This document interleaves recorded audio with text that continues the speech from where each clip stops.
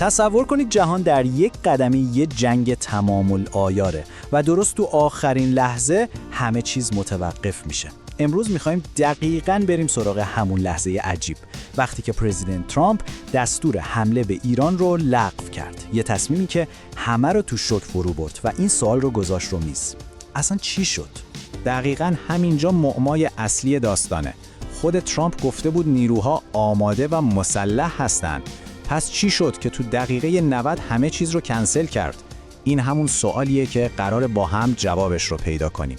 خب برای اینکه بفهمیم چرا عقب نشینی کرد، اول باید برگردیم به اون لحظات پرتنش. یعنی فکرشو بکنید، یه تقابل خیلی جدی و خطرناک که همه منتظرشن، یهو با یه حرکت کاملا غیر منتظره پوف تموم میشه.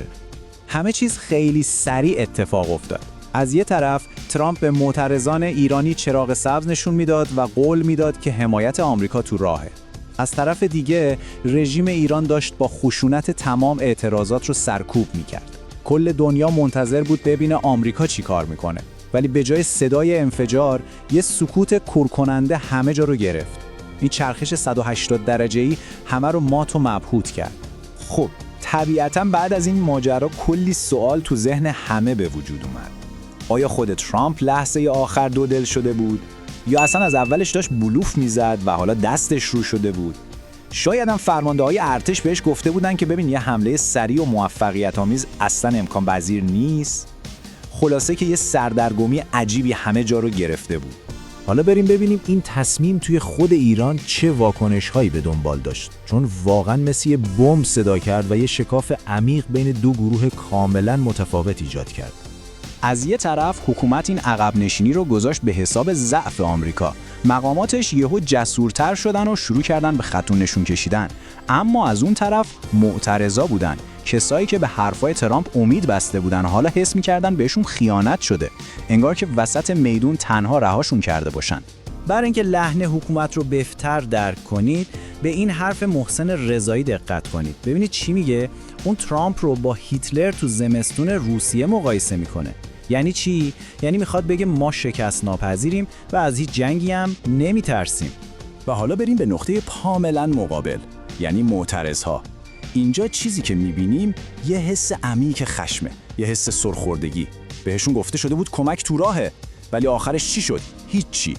فقط یه احساس تلخ فریب خوردگی و خیانت براشون باقی موند. ولی صبر کنید، شاید بازیگرای دیگه‌ای هم پشت پرده بودن. نه، شاید کشورهای دیگه‌ای هم داشتن تو این تصمیم نقش بازی می‌کردن. بریم ببینیم قضیه توصیه متحدان چی بوده. اینطور که به نظر میرسه آمریکا توی این ماجرا تنها نبوده. بعضی گزارش‌ها میگن که متحده اصلی آمریکا تو منطقه، یعنی اسرائیل و چند تا کشور عربی، به واشنگتن گفته بودن که فعلا دست نگه داره. خب سوال اصلی اینه، چرا؟ جواب این سوال یه استراتژی به اسم تضعیف استراتژیک است. ببینید منطقش اینه، به جای اینکه یه حمله مستقیم و پرخطر انجام بدیم، بذاریم خود رژیم از داخل ضعیف بشه. یعنی چی؟ یعنی بذاریم اونقدر درگیر بحران‌های داخلی و تحریم‌ها بشه که از درون بپوسه و فرو بریزه. این از نظر اونها خیلی کم هزینه‌تر از یه جنگ تمام عیار بود. خب توصیه متحدان ممکنه یه بخشی از ماجرا بوده باشه، ولی تحلیل‌های اصلی روی یه دلیل خیلی واقعی‌تر و عملگرایانه‌تر دست می‌ذارن: محاسبات سرد و خشک نظامی. ببینید فرایند تصمیم گیری احتمالاً اینجوری بوده. هدف ترامپ یه حمله کوچیک و محدود نبوده. اون دنبال یه ضربه کاری بود که کار رژیم رو یکسره کنه.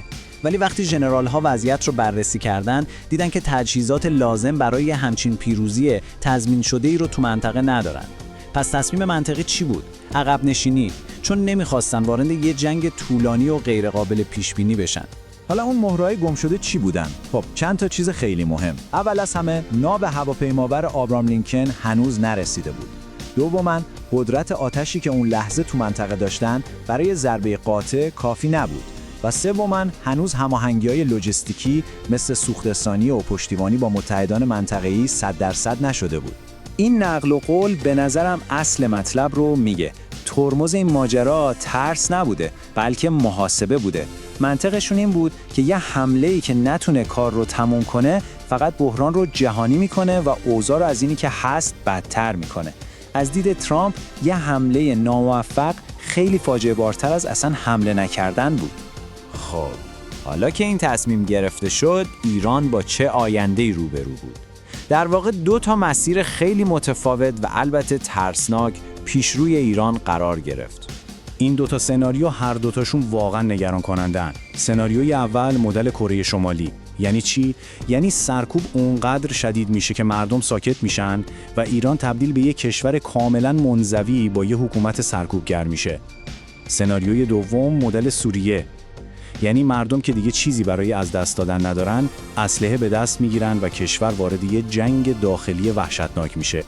و یادتون نره اگه ایران خدایی نکرده بخواد مسیر سوریه رو بره، ما در مورد یه بحران کوچیک حرف نمیزنیم، ما داریم در مورد یه کشور 90 میلیون نفری صحبت میکنیم. ابعاد یه همچین فاجعه‌ای میتونه کل منطقه رو بی‌ثبات کنه. و این ما رو میرسونه به سوال نهایی. این کار ترامپ یه توقف تاکتیکی هوشمندانه بود که جلوی یه جنگ بزرگ رو گرفت، یا یه اشتباه تاریخی بود که یه فرصت مهم رو از بین برد و ایران رو تو مسیر بدتری قرار داد؟ جوابی که تاریخ به این سوال میده نه تنها سرنوشت ایران که سرنوشت کل منطقه رو مشخص میکنه.